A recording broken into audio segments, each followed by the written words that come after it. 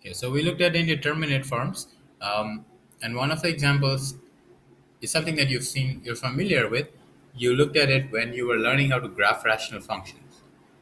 Um, it's a very good example because it gives you an idea of the various cases or the various possibilities when you have infinity divided by infinity. Case 1, say you have x goes to infinity, x squared plus 1 over 2x plus 1. You can check, it's clearly infinity over infinity case. Now here's the trick that we're going to follow. We find the highest exponent of x term and divide everything by that. So in this case, the highest exponent is x squared. So we divide the numerator by x squared and the denominator by x squared. This becomes a particular limit, which can then be distributed between these two limits. Now the top part, as x goes to infinity, this goes to 0. So the top goes to 1. But all of the bottom term also goes to 0. So this is something that's going to 1, namely a constant, divided by something going to 0, so it's infinity. So the limit is infinity.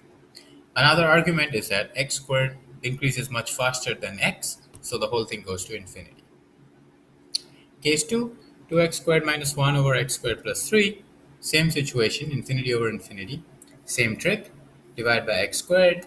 This goes to 0, this goes to 0. 2 over 1 gives me a 2. So this ends up being finite. And this is because 2x squared and x squared increase at the same rate. In the last case is 2x1 minus x squared minus 2 with the same trick gives me 0. So as you can see, this is why we call infinity over infinity an indeterminate, because it could be 0, it could be any number, it could be infinity.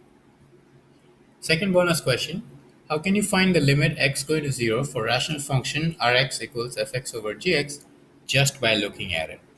If you can find a method where you don't have to do any calculations and you can tell the limit as uh, it's called as x going to infinity for rational functions just by looking at it. And then here's why it is called indeterminate, because it can take multiple values, as you've seen in case 1, 2, and